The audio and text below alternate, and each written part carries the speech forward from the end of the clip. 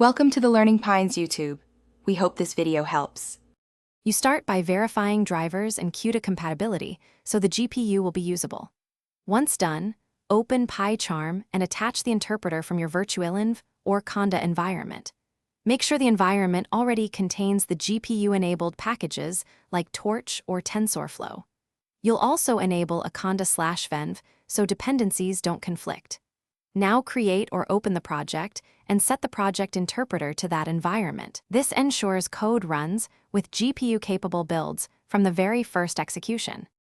Next, configure the run/debug configuration to use the GPU-ready interpreter and the right working directory.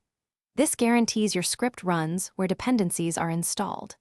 Then set necessary environment variables such as CUDA-visible devices or LD library path within the configuration so runtime finds libraries.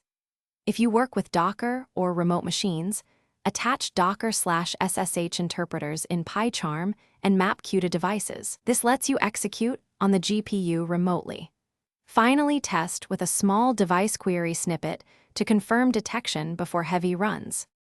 To finish, run your training or inference and monitor GPU via NVIDIA SMI and the framework's memory reports so you see utilization.